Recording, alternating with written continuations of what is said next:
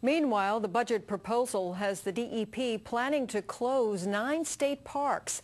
Another 3 will face deep cuts in services. The Corzine administration says the cuts are needed to help close a state budget gap. Environment correspondent Ed Rogers has that story. The DEP is proposing cutting more than a quarter of the $34 million budget for the Division of Parks and Forests. High Point State Park and the Round Valley Reservoir are slated for closing, as well as 7 other parks across the state, from Fort Mott in Salem County to Worthington State Forest in Warren County. 3 other parks, including popular Washington Crossing, will see some elimination of services. There will be reduced hours at the Johnson Ferry House. State Environmental Protection Commissioner Lisa Jackson says lower attendance at the individual parks was the main factor in making the choices. The real impact are on the people who use the parks, and so we tried to look at minimizing that number. How many people who use parks will be impacted?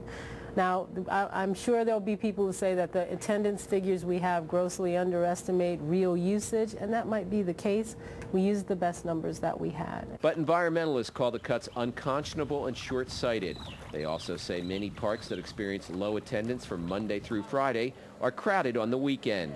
We voted over and over again to buy the land for these parks, to build these parks, and now Governor Corzine's closing them, and it's going to have a direct impact not only on the families of New Jersey, but the economy. Outdoor recreation is a $3.9 billion a year impact to our economy. You know, the money's from hiking and fishing and hunting. The DEP also plans to lay off 80 state park employees. That could make it difficult to operate those parks, even if they reopen.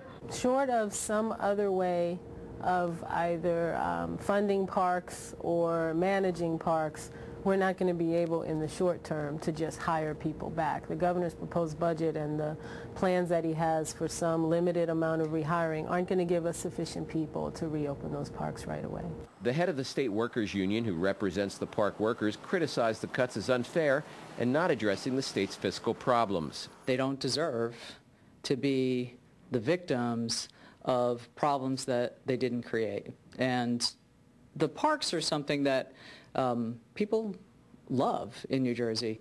You know, I think we could probably sell the state's governor's beach house and make up the entire shortfall and let the public have their open parks and their vacation spots. Meanwhile, the chairman of the Assembly Budget Committee reacted angrily to not being informed about the cut.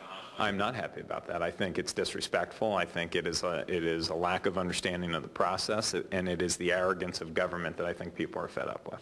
Ed Rogers, NJN News, Trenton.